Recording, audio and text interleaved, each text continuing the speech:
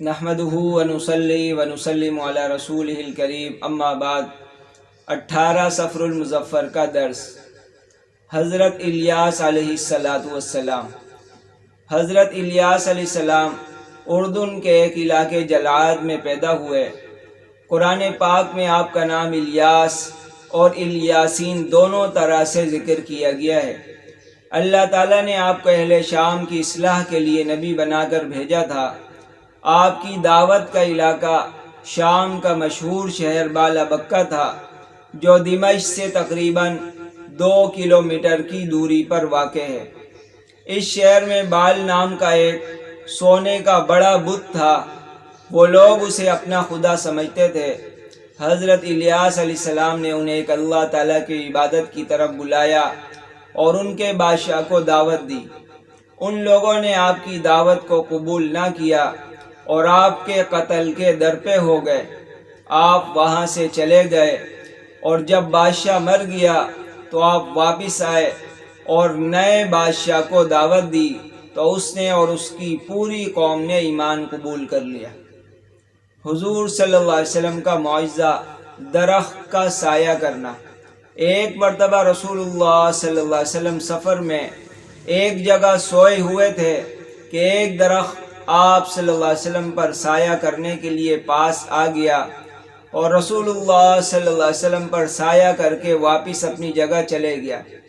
جب رسول اللہ صلی اللہ علیہ وسلم نیند سے اٹھے تو آپ کے سامنے سارا واقعہ بیان کیا گیا تو آپ صلی اللہ علیہ وسلم نے فرمایا، اس درخت نے پروردگار سے اجازت مانگی تھی کہ مجھ کو آ کر سلام کرے تو اس کو اجازت دے دی گئی۔ ایک فرض کے بارے میں قرض ادا کرنا۔ رسول اللہ صلی اللہ علیہ وسلم نے فرمایا، قرض کی ادائیگی پر قدرت رکھنے کے باوجود ٹال مٹول کرنا ظلم ہے۔ خلاصہ، اگر کسی نے قرض لے رکھا ہے اور اس کے پاس قرض ادا کرنے کے لیے مال ہے تو پھر قرض ادا کرنا ضروری ہے، ٹال مٹول کرنا جائز نہیں۔ ایک سنت کے بارے میں نماز میں تشہد کے بعد کی دعا۔ رسول اللہ صلی اللہ علیہ وسلم تشہد کے بعد اور سلام پھیرنے سے پہلے اس دعا کو پڑھتے تھے، اللہم انی ظلمت نفسی ظلما کثیرا ولا یغفر الذنوب الا انت فاغفر لی مغفرۃ من عندک وارحمنی انک انت الغفور الرحیم۔ اے اللہ، میں نے اپنی جان پر بہت ظلم کیا ہے اور تیرے سوا کوئی گناہوں کو بخشنے والا نہیں۔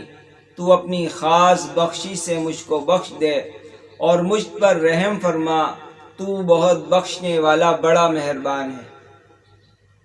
ایک اہم عمل کی فضیلت، ایک آنسو سے جہنم کے سمندر بجھ سکتے ہیں۔ رسول اللہ صلی اللہ علیہ وسلم کے پاس حضرت جبرائیل علیہ السلام تشریف لائے، جبکہ آپ صلی اللہ علیہ وسلم کے پاس ایک شخص بیٹھا رو رہا تھا۔ حضرت جبرائیل علیہ السلام نے پوچھا، یہ کون ہے؟ آپ صلی اللہ علیہ وسلم نے بتایا، فلاں شخص ہے۔ تو حضرت جبرائیل علیہ السلام نے فرمایا، ہم انسان کے سب اعمال کا وزن کریں گے مگر رونے کا نہیں کر سکیں گے، کیونکہ اللہ تعالیٰ آنسو کے ایک قطرے سے جہنم کے کئی سمندر بجھا دیں گے۔ ایک گناہ کے بارے میں، اولاد کا قتل بہت بڑا گناہ ہے۔ قرآن کریم میں اللہ تعالیٰ کا ارشاد ہے، غربت کے ڈر سے اپنی اولاد کو قتل نہ کرو، ہم تم کو بھی رزق دیتے ہیں اور ان کو بھی۔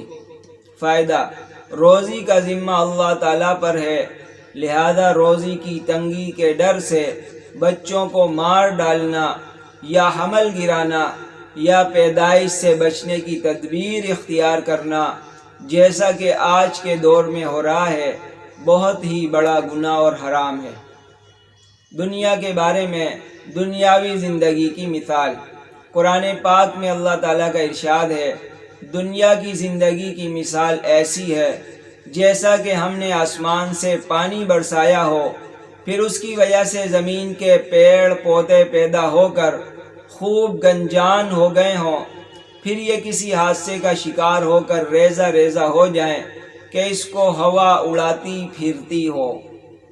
خلاصہ، جس طرح پانی برسنے کی وجہ سے زمین کے پیڑ پودے خوب ہرے بھرے ہو جاتے ہیں، پھر کسی آفت کا شکار ہو کر سب ختم ہو جاتا ہے، اسی طرح دنیاوی زندگی ہے کہ آج سب کچھ موجود ہے اور جب موت آئے گی تو کچھ بھی باقی نہیں رہے گا۔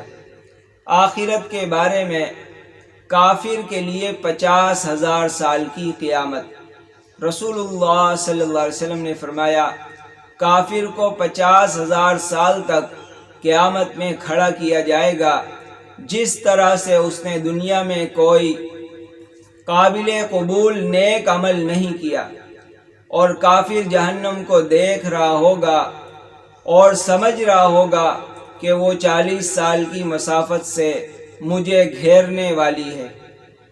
طب نبوی سے علاج، جگر کی حفاظت کا طریقہ۔ رسول اللہ صلی اللہ علیہ وسلم نے فرمایا، جب تم میں سے کوئی پانی پیے تو ٹھہر ٹھہر کر چسکی لے کر پیے اور غٹاغٹ نہ پیے، کیونکہ اس سے جگر میں درد ہوتا ہے۔